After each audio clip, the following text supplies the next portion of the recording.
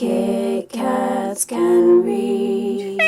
Hello everybody, my name is Katie, welcome to another video, and in today's video I'm going to be bringing you my March wrap up, all of the books I managed to read in the total of March, and that would be like whether it was ebooks or audiobooks or physical books and so on and so forth, but I will let you know as I go through the video.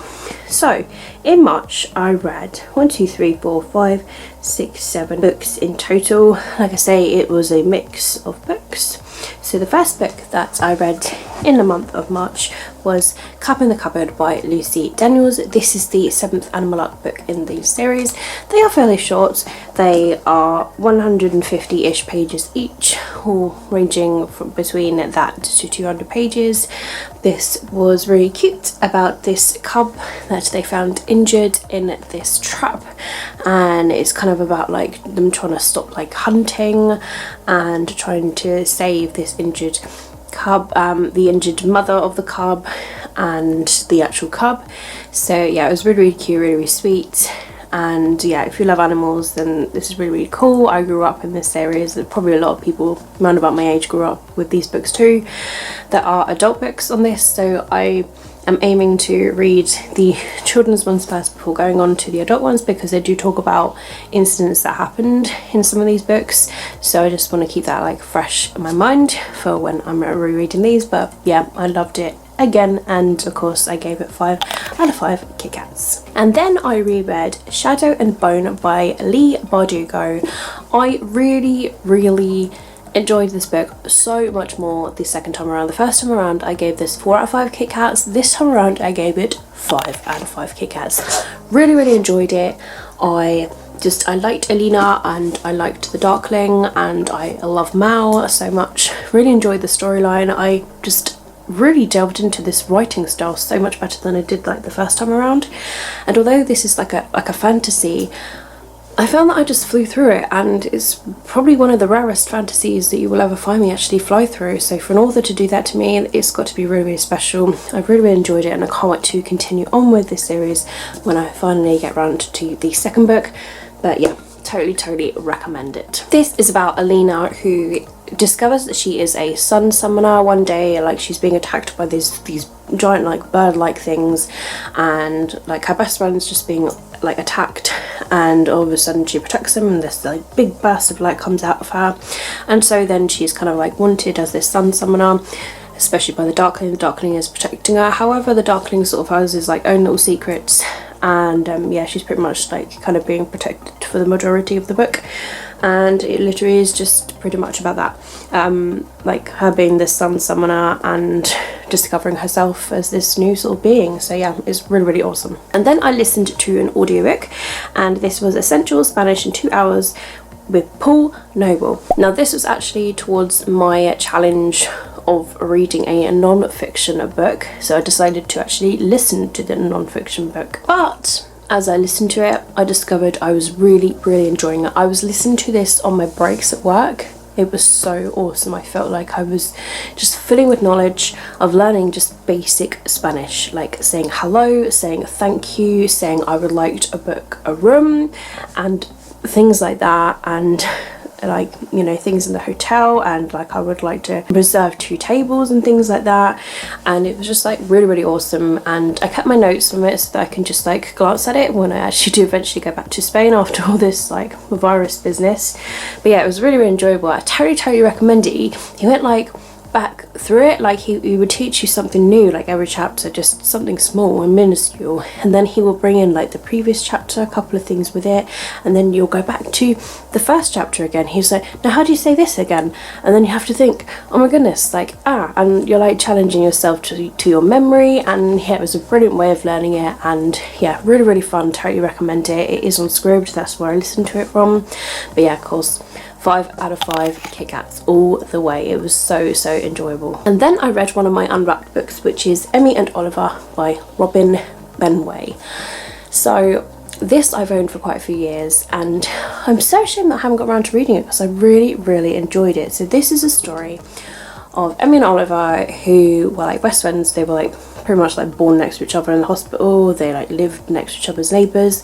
Then one day when Oliver is like 7 years old, he is abducted and taken away by his father to live in a completely different state, and nobody knows where he's living, what's going on. Like, the police are involved. His mum's like absolutely frantic sort of thing. She just doesn't know what's going on. Emmy is like traumatized, and she sort of like learns to surf as a way of sort of like coping. And then one day Oliver is discovered and he comes back home to his mother to live there, and then Oliver has pretty much just got to like live all over again.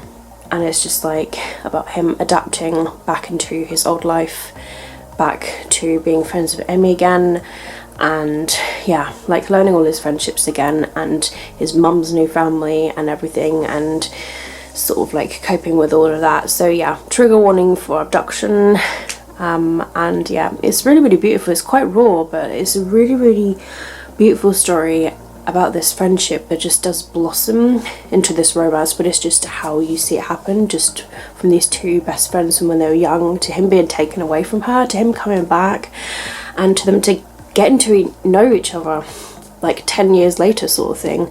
And yeah, it's just really beautiful. It's really raw, and it was so good. I totally recommend it. I did do a review on this, so I'll link that down below when that is up.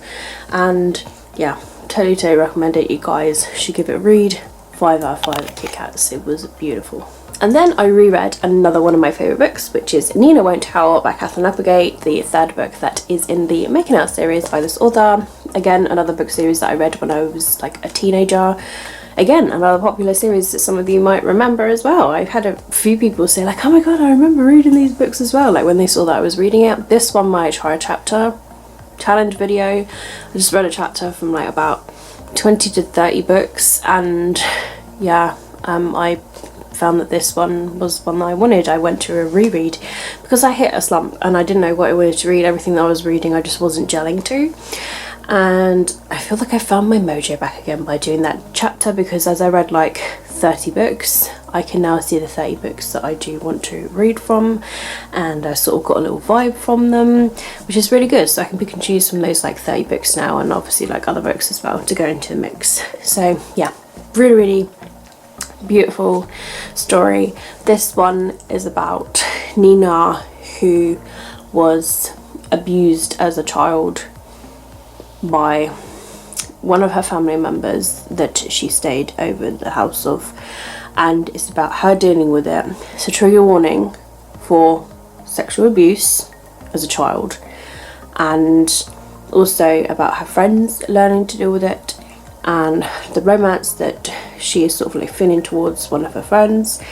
And each and every one of the little characters has a little cameo sort of scene in the story. Like Ayesha and Christopher have like some sort of like issue going on. Zoe and Lucas have a little issue going on. And then there's like there's Claire and Jake having their little mini issue. But the main story is about Nina's child abuse that she had. So it's really raw, really realistic, considering this was set like 1994, I think the year, or 1995, one of those years. And yeah, I love the writing style of these books. They just make me feel so happy, even though they're like sort of like raw, real things that happen with teens sort of thing. I just found that I really enjoyed this, and yeah, totally recommend it. This is probably the third time of rereading this book. I read it first when I was in school, and then I reread it when I bought these books, and now I'm just rereading them now to just like go through the series, because I have like all of the series in this book format that I luckily managed to find on eBay. So it's a shame that these don't come in like ebook formats, because it would just save me a lot of space, because there's like 28 books in total, which is, I'm not joking, it's probably like big, like I wouldn't even be able to fit in the actual screen. It's probably like, I don't know, this much maybe, or maybe more, because they're all like really small books. But yeah, they're really enjoyable. I really enjoyed this book, and yeah, I'd take about 5 out of 5 Kit Kats. And then I read a graphic novel. This one is called Love Me, Love Me Not, volume number 1 by Ayo Saki-Saka. Place the picture over here. This is about 2 girl friends who, like, they become friends, and they have both 2 different views on romance. So we've got one girl who is sort of like really quiet, sort of kept to herself about romance, and then there's the other one that's just sort of like more like it happens sort of thing. So like one's more laid back and one is just more like, I know, the quiet sort of type. So it's literally about that, and we have a guy that's sort of like the quiet girl sort of really sort of like likes, and then the more laid back girl is sort of like not really bothered about romance sort of thing. So yeah, it's literally just about, they're both interpretations on romance, but it's really, really cute, and there's sort of like the romantic interests and all that. They're in the graphic novel, and the more laid back one is just like, oh, like my friend's got this like really cool best friend that they would so like suit each other, and she's trying to like set them up together, but neither of them have any interest with each other sort of thing. So yeah, it's really, really cute. I love like anime graphic novels, so they're really cool. So yeah, really, really enjoyed that, and I gave that 5 out of 5 Kit Kats. The last book that I managed to finish in the month of March is another graphic novel. This is called Ghosted in LA by Sina Grace, and this is about this girl, and she and her friend had this argument, and she pretty much like goes off to this sort of school with her boyfriend, but then her boyfriend breaks up with her, so she's really distraught. Her roommate like literally is just like doesn't like her at all, so she's just like, oh okay, this is brilliant. So she goes out one day, she discovers this place, kind of like a little bit of an abandoned place. She goes there, and then she discovers like all of these ghosts, like a kind of like a family of ghosts, like 2 young ones, like the mother and a father sort of figure, and then you've got like another couple, and then you got like this angry dude, but she can't let anybody else sort of like see them, so she has to be the only one that goes there. However, one day her boyfriend like goes over there and just sort of was like, oh my god, these ghosts are here, like what the hell. And so she kind of ends up being in a little bit of trouble because of that. Yeah, it's literally just about discovering this family of ghosts, and all these ghosts are different characters, and it kind of gives me the same sort of feeling as Miss Peregrine's Home for Peculiar Children, with all the children just having different characteristics, and with someone discovering them as something like extraordinary. And yeah, it gave me the same sort of feels as that, a sort of like a magical feel, sort of like a feeling that they are like a family, that they're welcoming her to being as part of the family, even though she's the one that is alive and they are the ghosts. And it feels like it's going to be a really cool adventure. So yeah, that was the first volume of that series, so definitely keep your eye out on that. Like I feel like it's going to be a really good graphic novel series, and definitely something that I will be continuing myself as well. And so I gave that 5 out of 5 Kit Kats too. So there we have it. Those are all the books that I managed to read during the month of March. I'm feeling pretty good. I mean, considering that with my Bookopoly, it did go a little bit out of and all over the place, because I didn't read Angel Fall, I didn't read Game of Thrones, I didn't continue on with Red, White and Royal Blue. I just wasn't feeling it. I did try Red, White and Royal Blue in my chapter. I couldn't even make it through like one chapter. I just really wasn't feeling it at all. And then I didn't read Time Between Us or Anything to Have You. However, I did read the Learn Spanish book for my actual Bookopoly, and I did read one of my unwrapped books. So not really bad, considering I did do a lot of reading. I am halfway through a book at the moment, so April I feel like is going to be a much better month as well. So my target for every month at the moment is to at least read 5 books. My goal for the year is to read 65 books. Aaron challenged me to read an extra 15 books this year. I think I'm about 6 or 7 books behind my goal at the moment, possibly, but it's not the end of the world. I'm not panicking about it. I will eventually catch up. It's just the fact that I hit a reading slump during the first 3 months of the year, January, February, and a little bit in March as well. But I'm hopefully have found my mojo back with reading, especially with reading the books that I want to read rather than the books that I sort of like have to read but I'm not really feeling. Like sometimes you sort of read books you got for review or something, but if you're really not feeling it, I don't want to risk falling into a reading slump sort of thing. So yeah, it's just unfortunate, but yeah, so those are the books I read. Hope you guys have enjoyed them. If you have enjoyed this video, don't forget to give me a thumbs up. Let me know how your reading did in the month of March down below. All my social media links, as always, are linked down below in the description if you'd like to follow me elsewhere. And if you're new to my channel, please feel free to subscribe if you'd like to see more of my videos. I post videos pretty much all the time at the moment. I don't have a specific schedule. I work shift work, so videos are just like pretty much like all over the place. But that's it from me, guys. Keep smiling, keep reading, and be happy. My name is Katie, and I'll see all of you wonderful, awesome people in my next video. Bye.